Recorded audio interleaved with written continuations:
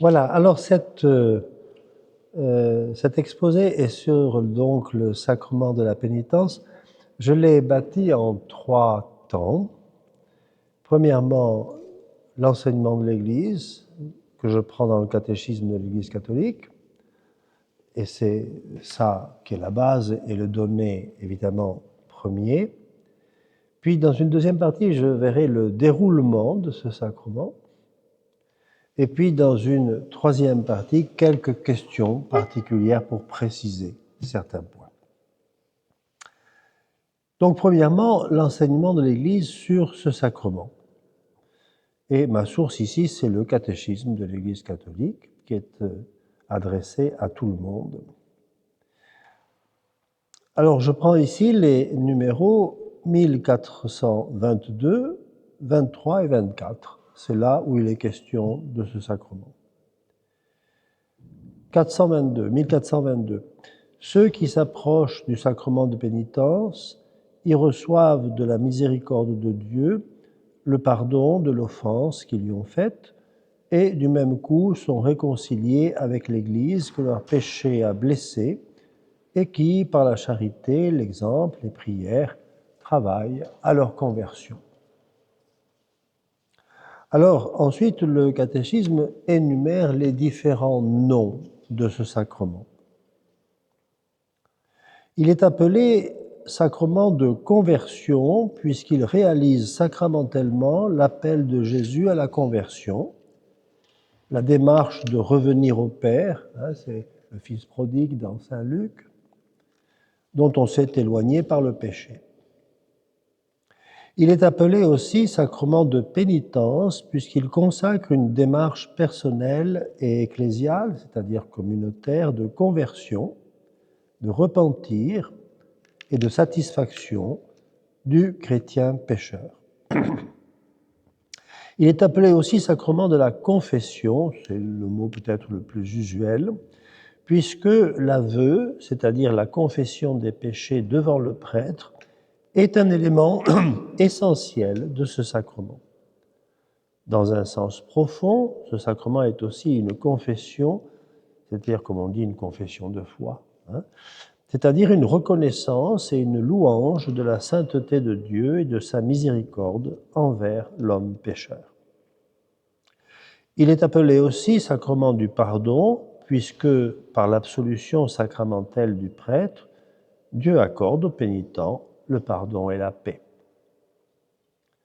Enfin, il est appelé sacrement de la réconciliation, car il donne aux pécheurs l'amour de Dieu qui réconcilie.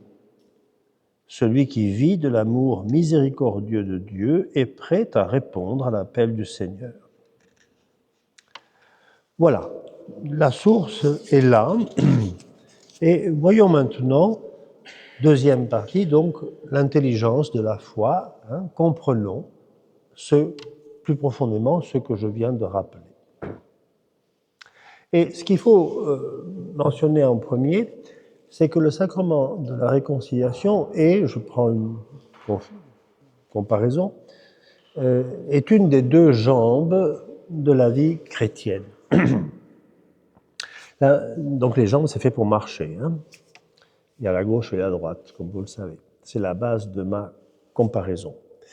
Et la première jambe de la vie chrétienne, bien sûr, pour marcher, c'est l'Eucharistie, qui donne ce qu'on appelle une grâce positive, c'est-à-dire une grâce qui donne quelque chose, qui ajoute quelque chose, une grâce positive, c'est-à-dire pour vivre la vie chrétienne. D'ailleurs, l'Eucharistie, vous le savez, est célébrée sous le signe de la nourriture, parce que la nourriture, c'est ce qui nous permet de vivre et même nous donne la force de résister contre des maladies, par exemple. C'est une grâce positive, elle met en nous du plus, de l'ordre de la vie. Mais la deuxième jambe de la vie chrétienne, c'est la confession. Elle efface tout ce qui diminue, voire peut tuer cette vie positive de la grâce. Et c'est pour ça qu'on dit techniquement que la grâce du sacrement de la confession est une grâce négative en ce sens qu'elle enlève en nous quelque chose. Or, comme vous le savez, pour marcher, il faut deux jambes. Pas deux droites, pas deux gauches, une gauche et une droite. Ces deux jambes se portent mutuellement. C'est la base de ma comparaison. Eh bien, cette comparaison illustre le rapport étroit qu'il y a entre les deux sacrements, l'un positif, l'Eucharistie, l'autre négatif, au sens où je l'ai dit, qui est la confession.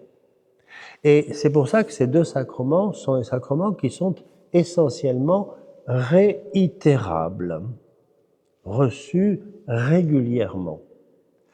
Au contraire des autres sacrements, le baptême, il est reçu qu'une seule fois, puisque c'est une naissance. On ne naît qu'une fois. La confirmation, qui est l'achèvement du baptême, pareil, hein, on achève une fois. L'Eucharistie, bien sûr, le sacrement de l'ordre, par exemple, qui fait les diacres, les prêtres et les évêques, ben c'est une seule fois. Alors que, au contraire, l'Eucharistie positive, la réconciliation négative, au sens où je l'ai dit, sont essentiellement réitérables parce que ce sont deux sacrements qui font marcher, qui font devenir le chrétien, positivement l'Eucharistie et en réparant ce qui mérite de l'être pour la confession. Alors, avant d'entrer dans le sacrement de la pénitence, il y a avant le sacrement. Qu'est-ce qui fait que, par exemple, le lundi soir, quand je remplace le frère Maxime et que je suis là, j'arrive à 18h, j'expose le Saint-Sacrement, puis je me mets au fond, à droite, dans le sens où je le regarde, et là, il y a un prie-dieu, il y a une chaise, j'allume deux veilleuses, et puis qu'est-ce qui fait que telle personne vient pour se confesser? Eh bien, si telle personne vient pour se confesser, à ce moment-là, à cet endroit-là, et puis ailleurs et à d'autres personnes, qu'importe, c'est qu'il y a eu un avant-sacrement. C'est que le Seigneur a précédé et a conduit cette personne à ce sacrement. C'est Dieu qui, à l'intime du cœur de la personne, sa conscience morale, invite à ce sacrement. C'est ce qu'on appelle techniquement la grâce de Dieu, la grâce prévenante. Littéralement, ça veut dire qui vient avant. Et avant quoi? Mais avant le sacrement, qui lui donnera la grâce sanctifiante, celle qui rend effectivement saint, c'est-à-dire accordé à Dieu. Mais comme par définition le pécheur est désaccordé à Dieu, Dieu va le chercher par cette grâce prévenante dont la finalité est d'indiquer au pécheur d'aller se confesser. Et si quelqu'un vient se confesser, c'est qu'il a suivi le mouvement de cette grâce prévenante du Seigneur. Et quel est le contenu de cette grâce, par conséquent? Eh bien, c'est une grâce de lucidité et de loyauté. Lucidité pour voir les choses telles qu'elles sont. Oui, ça, je l'ai fait, hein, c'est mal. Lucide. Et loyal, c'est-à-dire, oui, je l'assume, c'est bien moi, je l'ai fait. Vous voyez? Et cette grâce de lucidité et de loyauté est tout à fait nécessaire, parce que si le Seigneur ne nous la donnait pas, on ferait les mêmes péchés, bien sûr, mais on ne les verrait pas. Voire même, on pourrait les prendre pour des actes bien réussis. J'ai triché à l'examen, j'ai eu une bonne note, ok, j'ai réussi. Ben oui, mais la grâce prévenante du Seigneur dit, tu as triché là. Et c'est mal. Vous voyez? Cette grâce prévenante, comment la capter? Parce que Dieu parle au cœur de tout homme, hein, pour éveiller cette lucidité et cette loyauté. Ah donc la question, ce n'est pas du côté de Dieu, c'est du côté de l'être humain, de la personne, comment capter. Hein, l'émetteur, il est très bien, et le récepteur, il est comment? Eh bien, c'est ici ce qu'on appelle classiquement l'examen de conscience. Hein, examiner, ça veut dire s'examiner soi-même, hein, de conscience, c'est-à-dire à la lumière de ce que la conscience morale dit. L'examen de conscience, c'est, comment dirais-je, laisser parler Dieu à l'intime de moi-même et écouter ce qu'il dit. Ici, en fait, de lucidité sur mon péché et de loyauté pour le reconnaître. L'examen de conscience demande par conséquent que l'on fasse un certain silence en soi pour écouter un autre qui parle à l'intérieur. Ce n'est pas moi qui vous parle maintenant à l'extérieur, hein, pas beaucoup d'efforts pour m'écouter et pour m'entendre, mais quand c'est Dieu qui parle à l'intérieur, ce n'est pas avec des mots, bien sûr. Et donc, si vous voulez, il y a des conditions de silence extérieur, intérieur aussi. On peut lire un passage de l'Écriture pour éveiller. Hein, c'est la parole de Dieu, l'Écriture. Hein. Par exemple, l'Évangile de Luc au chapitre 15, la grande parabole du sacrement de la réconciliation, qui est l'histoire de la parabole du fils prodigue, par exemple. On peut réciter une prière, en particulier le « Je confesse à Dieu ». Car j'ai vraiment péché. Ah oui, alors là, Dieu dit, voilà, oui, tu as vraiment péché, là, là, là. Mais ça, il faut l'entendre. Et c'est dans la mesure où cet examen de conscience a été fait, a été perçu, la grâce prévenante de Dieu, que la conclusion arrive d'elle-même en disant, ben, comme le fils prodigue dans la parabole, eh bien, je vais retourner chez mon père et je vais lui dire, j'ai péché. Vous voyez, c'est la seule solution possible. Parce que ce que j'ai fait, je l'ai fait. Ceci est important. Il est évident que pour des cas plus subtils de mes péchés, un peu plus subtils, il ne faut pas évidemment exclure de demander conseil, en disant je ne vois pas très bien là ma responsabilité, ma part de responsabilité dans telle ou telle situation, j'ai fait ceci, etc. On peut demander à quelqu'un qui est compétent d'éclairer votre conscience, évidemment. Autrement dit, quand je reçois un pénitent, au fond, à droite, le lundi soir, entre 18 et 19 heures, hein, et qu'une personne, moi en général j'ai mon bréviaire où j'ai la Bible dans les mains, où je récite mon chapelet, par conséquent je suis là, passif, hein, et je vois quelqu'un arriver, et puis se mettre à genoux et demander à se confesser, là je me dis, voilà quelqu'un que le Seigneur a conduit là. Alors maintenant, le sacrement lui-même, la personne est là, le sacrement lui-même. Dans ce sacrement, la personne s'adresse à Dieu, pas au prêtre. D'où il faut une disposition physique qui doit bien exprimer cela. Il ne s'agit pas d'un dialogue avec le prêtre, où on s'assied en vis-à-vis parce qu'on va dialoguer. C'est pas la situation, c'est pas le contexte. D'où la position physique est soit on s'assied, mais pas face au prêtre, face à un signe qui représente le Seigneur. Une icône, un crucifix, un cierge, etc. C'est ce qu'il y a, ce que je mets le lundi soir ici. Je crois que c'est important, où on se met à genoux, toujours devant un symbole religieux, pas devant le prêtre. Mais alors pourquoi il y a un prêtre? Puisque c'est entre Dieu et moi et Dieu. C'est ça la vérité du sacrement. Il me met en présence de Dieu. Eh bien la réponse, elle est à la fois simple, mais très lourde de conséquences. Parce que nous sommes une religion de l'incarnation.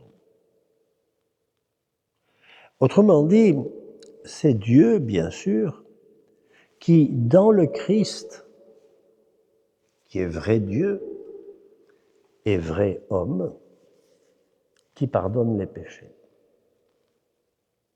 Et le prêtre est là pour signifier concrètement cela. Et là, on est dans le cœur du christianisme, religion de l'incarnation. Le prêtre est là pour signifier concrètement cela. Il représente l'humanité du Christ, tant en recevant la confession des péchés qu'en y répondant en donnant l'absolution des péchés. Autrement dit, se confesser à Dieu par un prêtre, c'est confesser sa foi en l'incarnation. C'est confesser le cœur de la foi chrétienne. Un vieil adage traditionnel dans l'Église dit que le confesseur, le ministre, le prêtre, est dans ce sacrement à la fois juge et médecin. Il est juge, ça veut dire qu'il apprécie la vérité morale, et il est médecin par l'absolution, bien sûr, qui guérit le pécheur. Exemple. Je vais prendre un exemple de péché d'étudiant. Je pourrai vous rejoindre dans le concret. J'ai volé un livre à la bibliothèque universitaire. L'examen de conscience m'a montré que ça, c'est pas bien. Bon. Et donc, j'ai volé, hein. Ça je ne peux pas l'effacer, je l'ai fait. Hein. Et je vais me confesser. Et ici, le prêtre attirera l'attention du pénitent en disant « ce qui a été volé doit être restitué ». Recevoir l'absolution du péché de vol, ce n'est pas recevoir le droit de conserver l'objet volé. Et ici, la restitution de l'objet volé sera en plus le signe que je regrette vraiment ce que j'ai fait.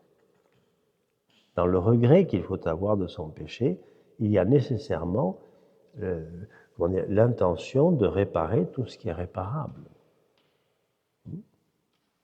Et réparer un vol, eh bien, c'est de restituer la chose volée.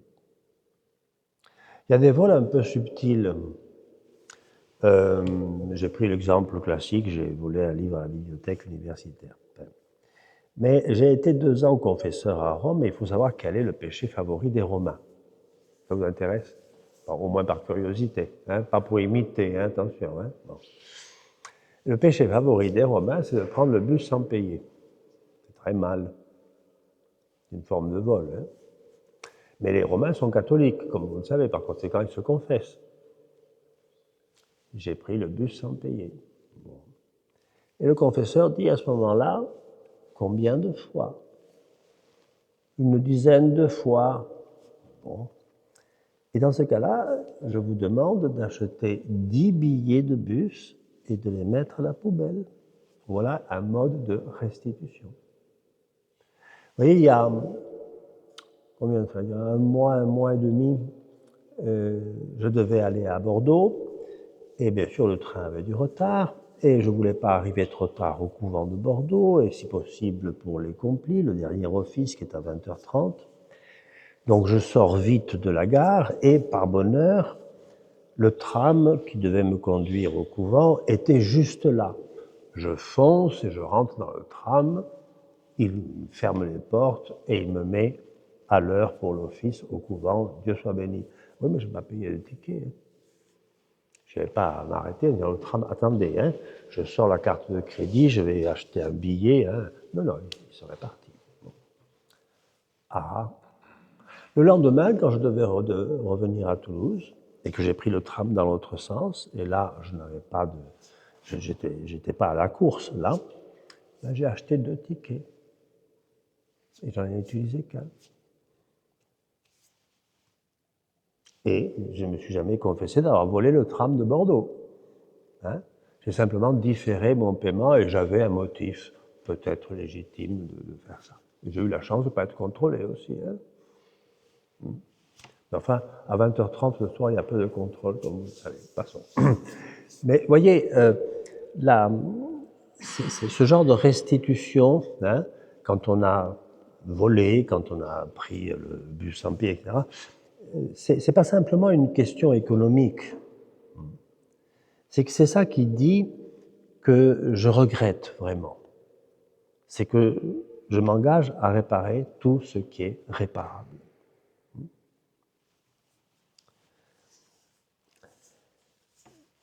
Donc, dans ce sacrement, après le signe de croix qui commence, hein, la célébration de ce sacrement, et qui dit que nous sommes dans le monde de la foi, bien sûr, hein, ce n'est pas l'entretien psychologique, eh bien, a lieu la reconnaissance des péchés commis.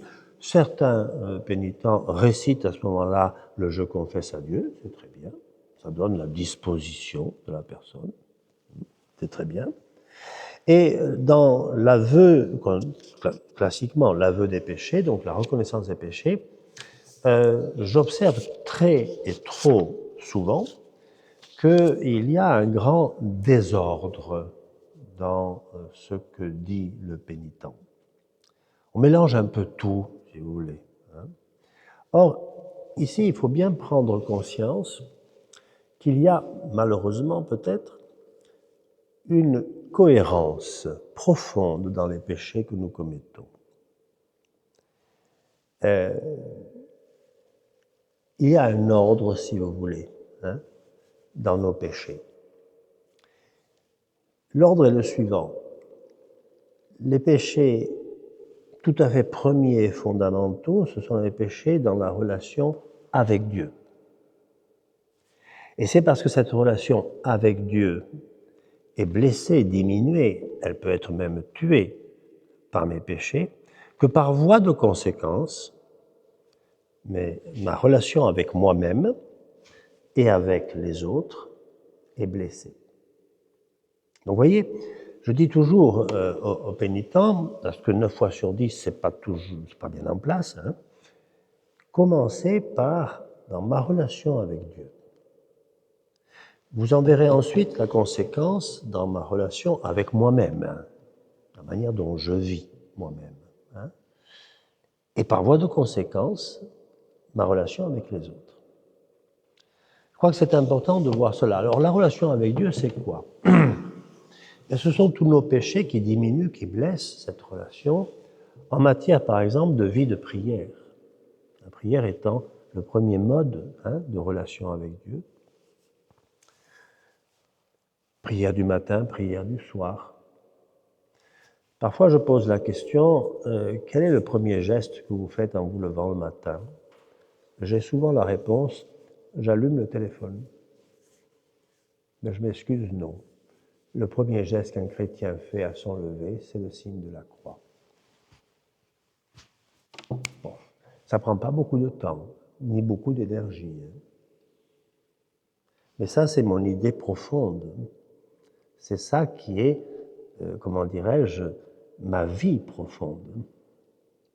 Quand je pose la question, quel est le dernier geste que vous faites le soir avant de vous coucher? Ben, j'éteins le téléphone. Mais non, je me signe. Relation avec Dieu. Bien sûr, la vie de prière, l'accès à l'écriture sainte, la parole de Dieu. Si Dieu a parlé, c'est pour qu'on écoute. Si je parle moi aujourd'hui, c'est que pour que vous écoutiez, non? Bon, moi je l'espère. Bien. Mais la parole de Dieu, elle est d'une importance supérieure à la mienne, je vous l'accorde. Hein? Quelle est notre relation avec la parole de Dieu? Notamment dans les temps liturgiques un peu concentrés, hein? Carême, temps pascal, c'est des temps quand même qui ont une tonalité particulière. Quelle est ma relation avec Dieu? Avec Dieu qui parle. Et moi, j'écoute ou j'écoute pas? Vous voyez? C'est tout ça notre relation avec Dieu. La fréquentation des sacrements. Et surtout de ces deux sacrements réitérables, l'Eucharistie et la confession, et qui se portent mutuellement comme les deux jambes portent le mouvement. Alors on a la régularité de l'Eucharistie, c'est la messe dominicale, Et puis la régularité du sacrement de la réconciliation, mais cette régularité-là, elle est beaucoup plus sur mesure, parce que le sacrement est individuel, tandis que l'Eucharistie est un sacrement par définition communautaire, et donc il faut que la communauté se rassemble, et ça c'est le dimanche. Mais dans les deux cas, il faut qu'il y ait une régularité. Or, il n'est pas rare, dans une cérémonie pénitentielle juste avant Pâques, une personne est venue se confesser à moi, ça faisait 3 ans et demi qu'elle ne s'était pas confessée. C'est un peu beaucoup. Mais ça vous dit aussi la puissance de la grâce prévenante. Elle est allée réveiller quelqu'un qui était quand même assez endormi. Hein. Vous voyez, il ne faut jamais désespérer, hein, je reviendrai. Donc vous voyez, il faut commencer dans la reconnaissance des péchés qu'on fait dans le sacrement, dans ma relation avec Dieu. Parce que la relation avec Dieu, du côté de Dieu vers moi, c'est toujours parfait. Hein. S'il y a du bug, c'est de moi vers Dieu. Bien sûr. C'est dans la réponse qu'il y a le bug. Hein, parce qu'elle dépend de moi. Et j'insiste, c'est toutes les imperfections de cette relation fondamentale, Dieu avec moi, moi avec Dieu, qui expliquent ensuite les imperfections, les péchés, de ma relation avec moi-même et avec les autres. Relation avec soi-même, deuxième étape. Il s'agit ici du respect de son corps et de son esprit. Parce que nous sommes les deux, on est un esprit incarné ou un corps animé, comme vous voulez. Le respect de son corps. On a ici, par exemple, ce qu'on appelle techniquement les péchés d'intempérance. Abus d'alcool, abus de nourriture. Les péchés de discipline personnelle, tout le domaine de la pureté. Et puis, la vie de notre esprit. Notre esprit est fait de ces deux facultés, typiquement humaines, l'intelligence et la volonté. L'intelligence, elle est faite pour le vrai. Alors quand je mens, je blesse mon intelligence. Je pêche contre moi-même, si je puis dire. Ou je peux me tromper, l'erreur, c'est pas le mensonge, l'erreur, mais je me trompe dans un domaine où je devrais savoir. Et si je ne le sais pas, c'est parce que j'ai négligé d'apprendre. Hein? Moi, je ne connais rien à l'électronique, mais je ne suis pas tenu de le savoir. Donc, je ne me suis pas jamais confessé d'être inapte à manier les ordinateurs. Mais je suis tenu de connaître la théologie puisque je suis un prédicateur du Seigneur. Et s'il y a des choses que j'ignore, des choses que j'expose mal, etc., je peux me tromper par conséquent, pas vous mentir, mais me tromper, mais ça, ce sera une erreur, parce que je ne dois pas me tromper. Je dois savoir. Vous voyez, l'erreur coupable, et non pas l'erreur innocente. On le voit, hein, quand on reconnaît qu'on a menti, par exemple, on voit d'emblée que ça touche la relation avec un autre à qui on a menti, qu'on a mis dans l'erreur, ce qui est vrai. Mais d'abord, c'est une blessure, c'est un autogol, le mensonge. Hein, je blesse mon intelligence. Je lui fais faire quelque chose pour laquelle elle n'est pas faite. Et puis enfin, troisièmement, bien sûr, il y a la relation avec les autres dans les péchés que je commets. Tout le domaine de nos relations avec nos semblables. Et ici, j'attire votre attention sur le fait que la morale chrétienne est une morale du prochain, pas du lointain, du prochain. Le mot prochain traduit le latin proximus. Et le latin proximus, ça veut dire le plus proche.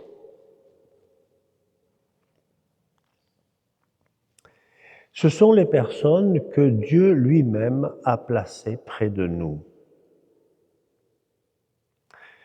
Et on pense d'emblée, ou on devrait penser d'emblée, au lien du sang.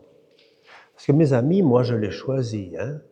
Mais mes parents, mes frères et sœurs, je ne les ai pas choisis. Hein? Ni vous, ni moi. Hein? Et qui a choisi? Ben, c'est Dieu, bien sûr. Et ça, ce sont des prochains. Hein. On n'a pas choisi, mais alors, c'est du proche, hein, les liens du sang. Mais il y a d'autres liens aussi, les liens professionnels, les personnes avec qui je travaille, bien sûr. Les liens professionnels ou étudiants. Hein, on se retrouve en colloque à Saint-Marc, hein, ben voilà, on se retrouve prochain. Et ceci est important parce que la morale chrétienne, dont vous savez que la loi majeure, la loi suprême, c'est la charité, c'est l'amour, hein, eh bien c'est une morale du prochain. Tu aimeras ton prochain comme toi-même. C'est pas très difficile d'aimer les Africains au fin fond de l'Afrique, hein. Ça ne me dérange pas beaucoup, hein. Mais mon voisin de chambre, au couvent, on est 55, hein, bon, ou en colloque, hein, bon. Ah, ça c'est du concret, voyez-vous, ça c'est du prochain. Je ne condamne pas du tout, hein, toutes les œuvres humanitaires et chrétiennes qui vont porter assistance à des populations qui en ont besoin en Asie, en Afrique, etc. Bien sûr, bien sûr. Mais que diriez-vous, un peu de bon sens, de quelqu'un qui se dépenserait toute la journée pour des populations du Sahel qui souffrent de la soif, et personne ne dira que c'est mal, hein, et incapable de voir son voisin de chambre qui est un peu déprimé, qui n'a besoin que d'un sourire et que d'un bonjour. Vous voyez? Le test de notre charité, hein, il est là. Hein. Il est là. Donc il y a la reconnaissance des péchés dans cet ordre précis, Dieu, moi-même et les autres, parce que c'est un ordre de cohérence profonde. Intervient ensuite, dans la célébration du sacrement, ce qu'on appelle techniquement la monition du prêtre. C'est un petit discours du prêtre qui doit rester très sobre. On n'est pas dans un accompagnement spirituel, on n'est pas dans une conférence encore moins. Très, très sobre.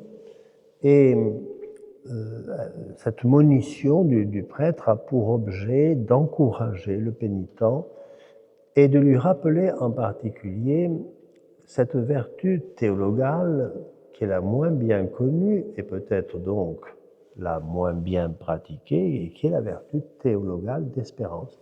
Foi, espérance, charité. La foi, il faut croire, il y a un seul Dieu en trois personnes, très bien. La charité, il faut aimer, etc. Donc, espérer. Si je vous pose la question, vous pouvez me donner la définition de la vertu d'espérance? Vous ne bousculez pas, hein? C'est la confiance en Dieu qui vient toujours à mon secours. C'est le Dieu secourable, l'espérance. Et c'est bien, évidemment, ce que l'on vient saisir dans le sacrement de la réconciliation. C'est pas comme si vous commettez un vol et que vous vous retrouvez 3 semaines plus tard au tribunal correctionnel. Votre attitude ne sera pas l'espérance. On va dire, bon, ben, je vais en prendre pour mon grade, j'ai un avocat, j'espère qu'il va se débrouiller, enfin c'est plutôt ça. Hein. Or, pour les mêmes faits, en tant que péché, devant le confesseur, dans le sacrement de la confession, on a une toute autre attitude. Pour les mêmes faits, hein. C'est l'espérance. Ce sacrement est le sacrement par lequel et dans lequel Dieu vient à mon secours. C'est important de bien le ressaisir, si vous voulez. Et la monition du prêtre en 2-3 phrases, pas plus. Hein, bien, voilà. Dieu est fidèle, même quand nous ne le sommes pas. Ouf. Sacrée espérance. Ensuite, le prêtre propose la pénitence. dont le nom technique, je l'ai dit rapidement quand j'ai présenté le catéchisme, s'appelle la satisfaction. Du latin satis facere, faire suffisamment.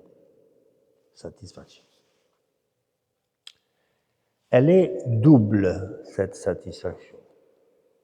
S'il y a une obligation de réparation, j'ai volé, je dois restituer, par exemple.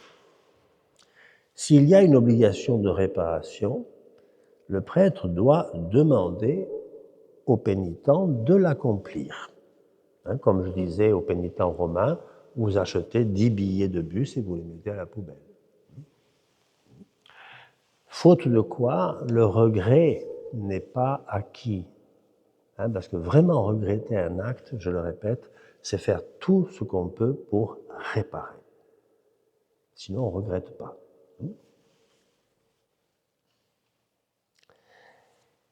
Ensuite, le second sens de satisfaction, c'est la réparation qui est due à Dieu pour le péché.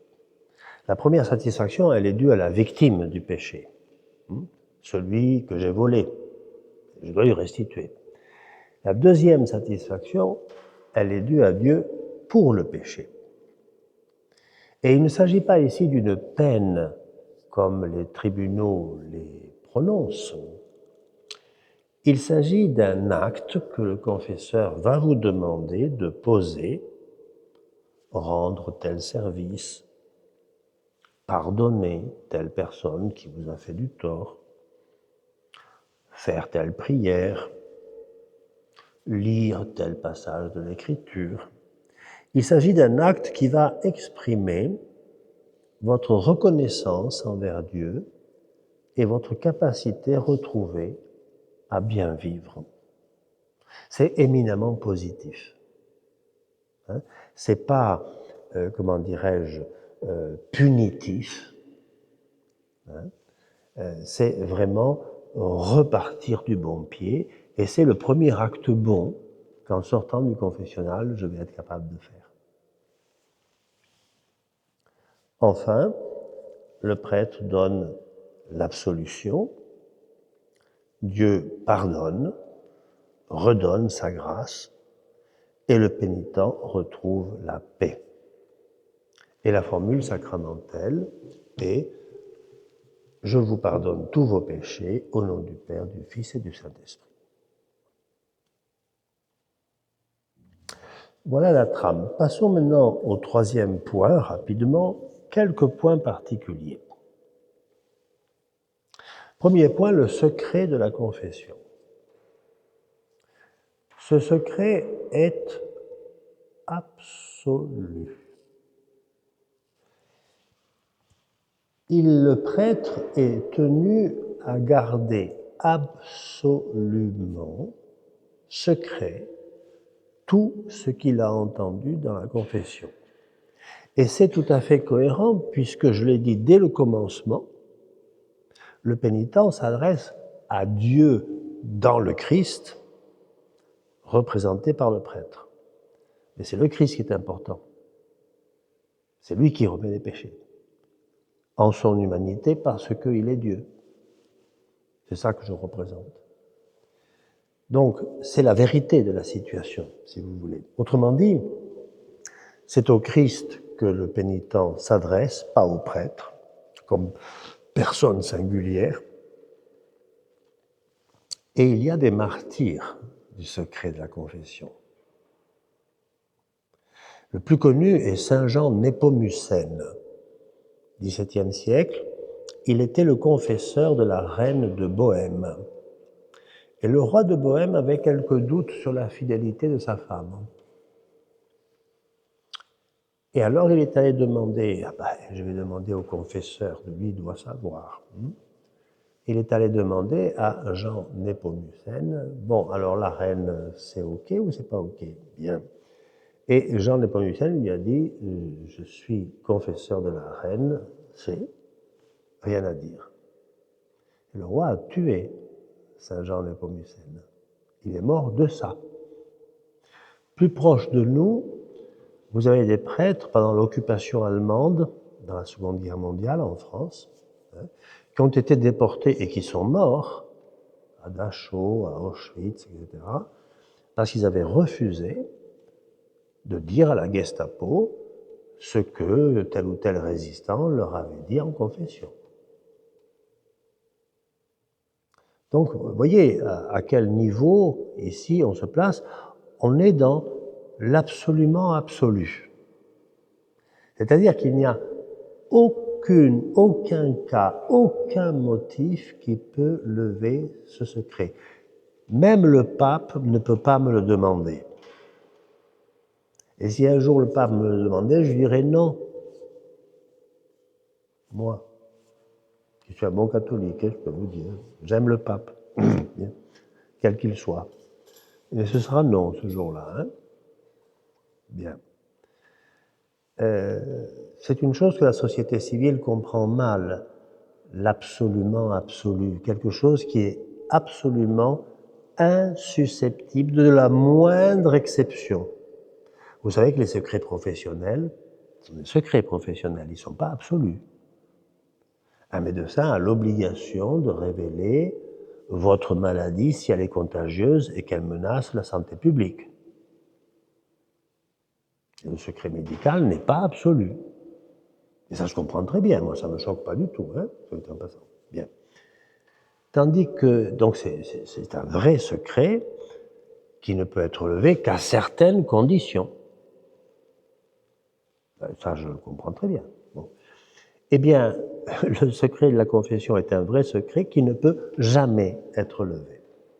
En raison même de ce qu'est la relation du pénitent avec Dieu dans ce sacrement. Autrement dit, si vous voulez, je ne peux, moi, comme confesseur, rien dire parce que j'ai rien entendu.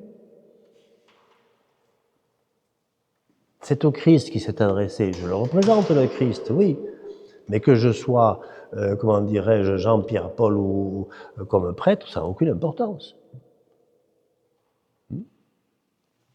Donc, je crois que c'est important. Et vous voyez, même le pénitent ne peut pas en dispenser le prêtre.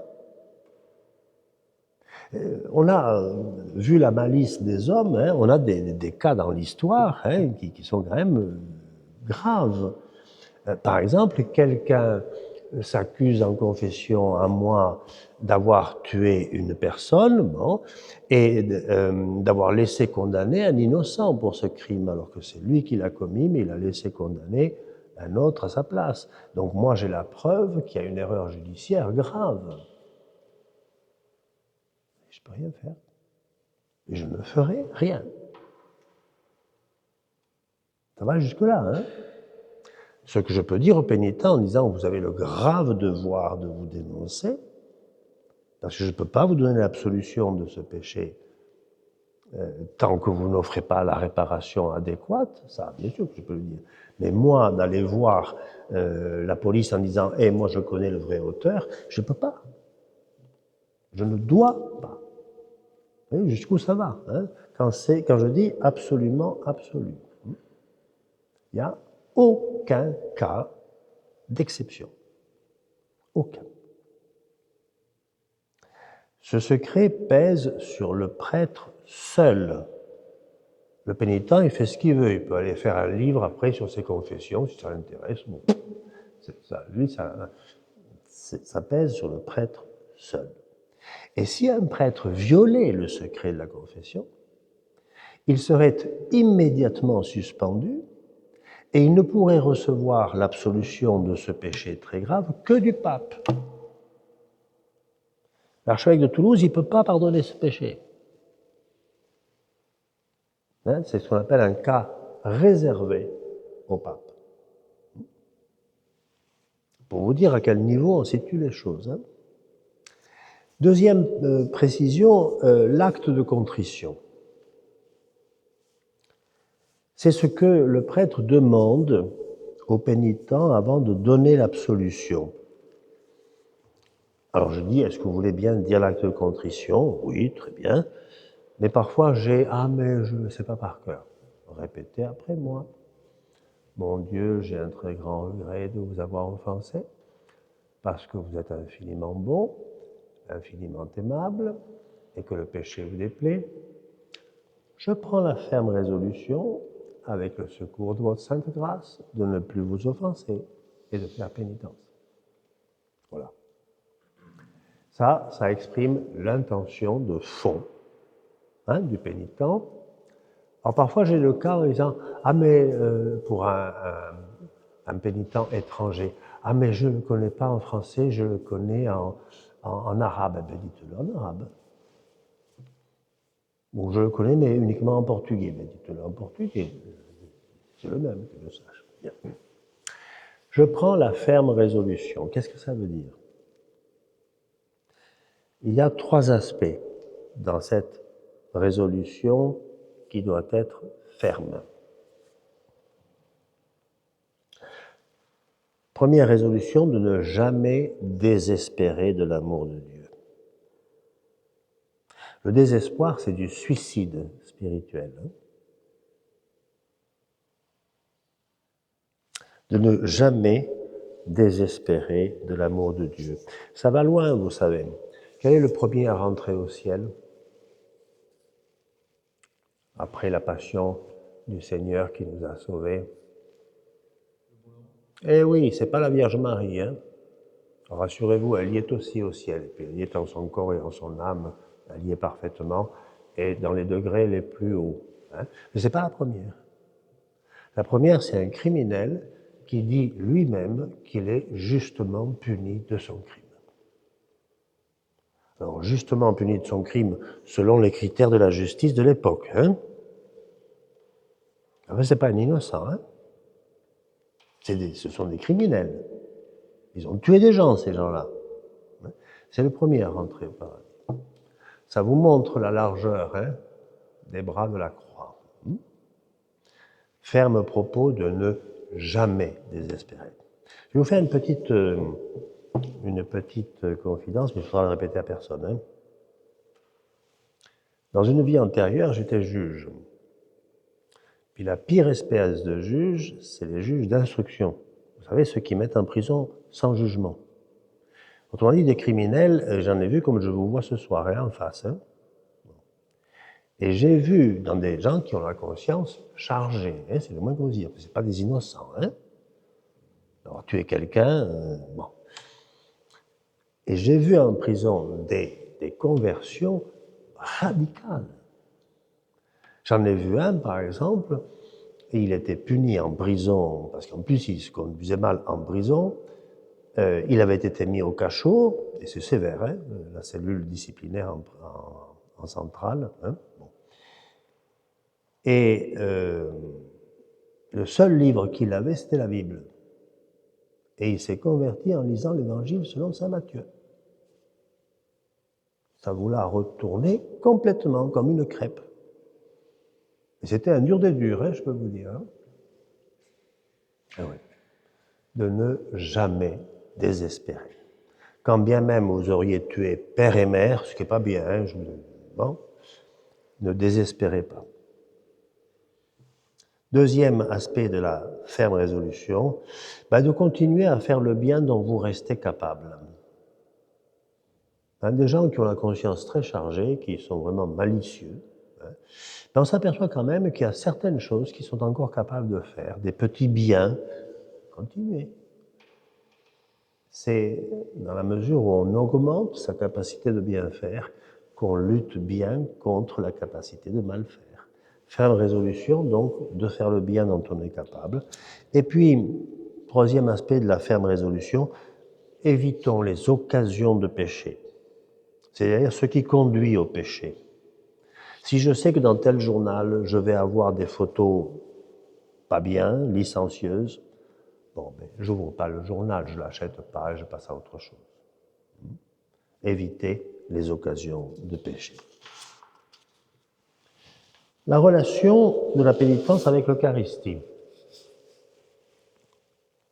Si le pécheur a sur la conscience un péché qu'on appelle mortel, il doit se confesser avant de se présenter à l'Eucharistie. Il peut assister à l'Eucharistie, mais pas participer à l'Eucharistie, c'est-à-dire communier. La raison est simple. La nourriture de l'Eucharistie, elle nourrit des vivants, pas des morts. Or, le pécheur en état de péché mortel, c'est un mort, comme son nom l'indique. Lui, ce qui s'adresse à lui, c'est le sacrement de la résurrection du mort, qui est la confession, qui est la pénitence. Rappelons ce qu'est un péché mortel. Pour qu'un acte constitue un péché qui tue en nous la vie de la grâce, il faut deux choses. Je ne vous donne pas le mode d'emploi ici, hein? Attention, j'éclaire votre conscience, c'est pas pareil. Il faut d'abord se trouver en présence de ce qu'on appelle classiquement la matière grave. Grave en latin, ça veut dire important. Voler un œuf et voler un bœuf, c'est pas la même chose. Et c'est un vrai vol dans les deux cas. Mais la matière est mineure dans un cas et importante dans l'autre. Et puis, deuxième condition, il faut une pleine et entière volonté de commettre ce mal. C'est pas si facile que ça de faire un péché mortel, hein? Exemple. Je pêche dans une matière de soi et objectivement grave, c'est-à-dire importante, par exemple, l'impureté sexuelle. Je consulte des sites pornographiques, j'ai des relations sexuelles en dehors du mariage, etc. La matière est objectivement grave. Mais y a-t-il pleine et entière volonté de s'opposer au Seigneur? Il faut voir dans chaque cas personnel, car ce n'est pas automatique. Il y a beaucoup de causes d'affaiblissement de la volonté qui font que on pose bien tel acte mauvais, mais avec une volonté diminuée. Climat social qui banalise ce genre d'acte, voire même y pousse. On ne peut pas aller dans la rue maintenant sans être exposé à des images à la limite de la pornographie, hein, dans certaines publicités sur les murs. Éducation défaillante, ou en tout cas insuffisante. Situation personnelle de faiblesse liée au fait que je suis isolé ou malade ou que sais-je. L'acte commis reste un péché. Je ne dis pas qu'il est bon, qu'il deviendrait bon dans ces cas-là. Et il doit être confessé, bien sûr. Mais il peut avoir perdu une part importante de sa gravité et donc ne pas être mortel. Et ici, on peut donc recevoir l'Eucharistie parce qu'elle a sa raison d'être en lien avec la confession, qui est de nourrir pour donner la force, bien sûr. La confession sera bien la deuxième jambe qui permet de marcher, c'est-à-dire progressivement de surmonter cette tendance au péché que j'ai dans tel ou tel domaine. Vous voyez, la morale chrétienne n'est pas une morale du permis défendu. La question n'est pas suis-je ou non dans les clous. C'est pas ça, la morale chrétienne. La morale chrétienne, c'est une morale du devenir. Le but est clair, c'est la sainteté. Et la même pour tout le monde, hein, que vous soyez pape ou mère de famille, le but est le même, hein, pour tout le monde. Le chemin doit être clair, c'est l'Évangile, et il est progressif. Je ne nais pas saint, je le deviens. Et la question importante est, est-ce que je suis ou non bien orienté vers ce but à atteindre qu'est la sainteté? Est-ce que je tends vraiment vers elle? Ou est-ce qu'au contraire, je dévie? Eh bien, la réponse est claire. Si je possède les deux jambes sacramentelles, que sont l'Eucharistie d'un côté et la confession de l'autre, je suis sur le bon chemin et dans la bonne direction, et je marche, certains plus rapidement que d'autres, certes. C'est autre chose de savoir si je coche toutes les cases aujourd'hui. C'est pas ça, la morale chrétienne. Je terminerai parce que les sujets sont inépuisables, mais en vous rendant attentif à deux sortes, à deux catégories de péchés. Ce qu'on appelle classiquement les péchés ponctuels et les péchés, disons, de tendance. Le plus simple, c'est le péché ponctuel, un acte précis que j'ai commis, j'ai volé un livre à la bibliothèque universitaire. Bon. Il y a regret sincère qui passe par la restitution. Eh bien là, le péché est vraiment pardonné dans le sacrement. Il n'en reste vraiment plus rien. C'est comme si je ne l'avais jamais fait. On ne peut pas nettoyer plus propre que ça. Hein? Mais nous confessons aussi des péchés qu'on appelle des péchés de tendance. Vous voyez, si vous êtes orgueilleux, si vous rentrez orgueilleux au confessionnal, vous en ressortirez orgueilleux. Pourquoi? Eh bien, parce que beaucoup de nos péchés ponctuels procèdent d'une tendance en nous. Prends un autre exemple. Péché ponctuel, j'ai refusé de rendre tel service. Enfin, c'est un péché ponctuel. Mais pourquoi? Parce que je suis d'une tendance égoïste. Hein, je mets toujours mon bien propre avant tout le reste, égoïste. Eh bien, si je rentre au confessionnal égoïste, j'en ressors égoïste. Hein. Bon, l'expérience de chacun suffit à nous en convaincre. Hein. Bon. Parce que la grâce de la réconciliation va travailler sur ce que j'appelle les péchés de tendance différemment de la façon dont elle travaille sur les péchés ponctuels. J'ai dit que pour les péchés ponctuels, c'est effacé hein, purement et simplement comme si ça n'avait jamais été fait.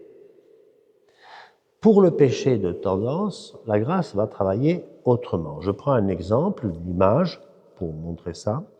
C'est l'image de l'eau au bas de la falaise. L'eau va taper, va saper, faire un travail de sape, hein, avec toutes les vagues régulièrement, au bas de la falaise. Et au bout d'un certain temps, la falaise, c'est certain, elle va s'effondrer parce qu'elle aura été sapée à la base.